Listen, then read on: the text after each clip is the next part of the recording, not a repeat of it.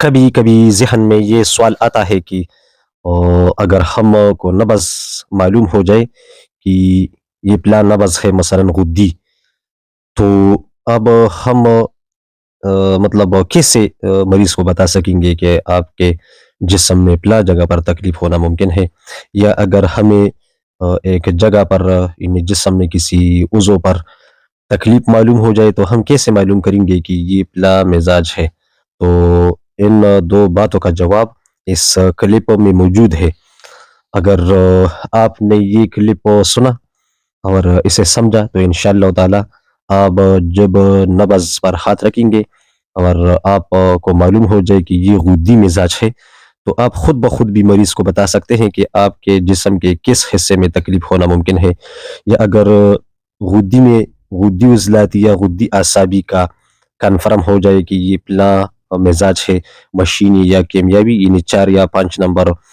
تو آپ اس کلپ کے سمجھنے سے خود اس کو بتا سکیں گے کہ آپ کے جسم کے پلا پلا اعضاء میں تکلیف ہونا یا علامات اور مرض ہونا ممکن ہے۔ یا اگر آپ کو وضو کا پتہ چلے کہ پلا اعضاء میں اور جسم کے پلا حصوں میں تکلیف ہے،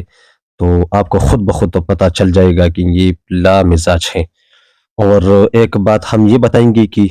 غدی عضلاتی غدی اعصابی یعنی گرم مزاج دونوں میں کون سا مزاج زیادہ گرم ہے؟ تو سب سے پہلے تو ہم یہ بتائیں گے کہ غدی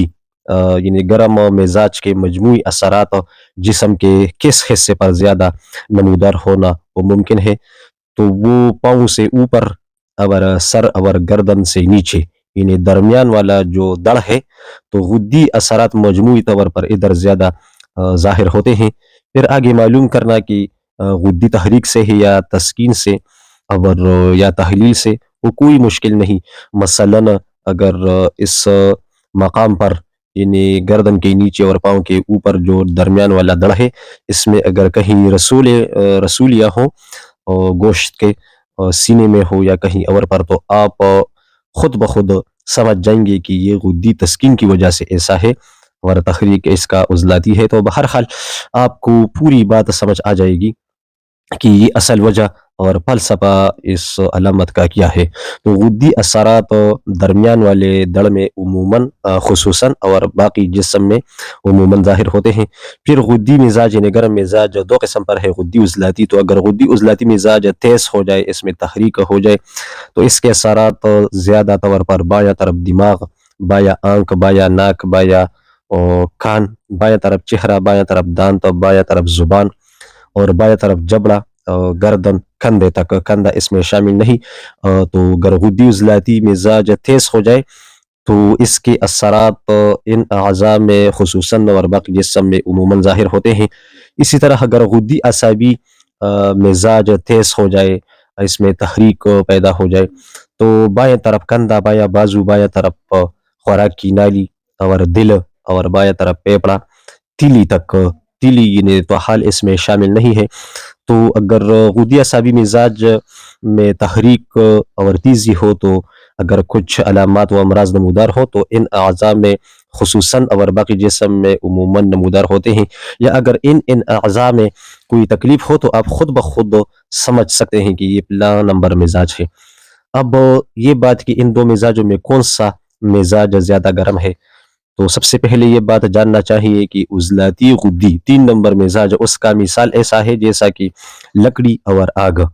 پھر 4 نمبر مزاج غدی عضلاتی، اس کا مثال ایسا ہے کہ خالص آگ۔ تو زیادہ گرمی تو غدی عضلاتی میں ہوگی، لیکن احساس یعنی بندے کو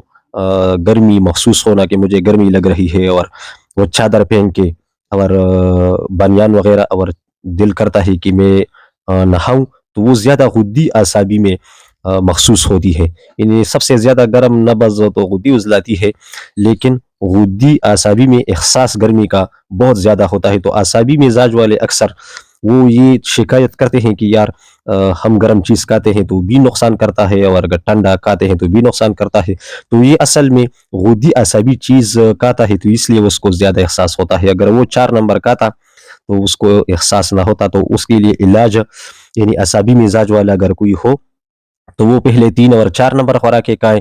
اور پھر اس کے بعد 2، 3 اور 4 نمبر دوائی کھائے یا غذا، لیکن اس ترتیب سے کھائے، تو پھر وہ یہ شکایت نہیں کرے گا کہ یار ہم اگر ٹھنڈا کھاتے ہیں تو بھی نقصان کرتا ہے اور اگر گرم کھاتا ہے تو بھی نقصان کرتا ہے۔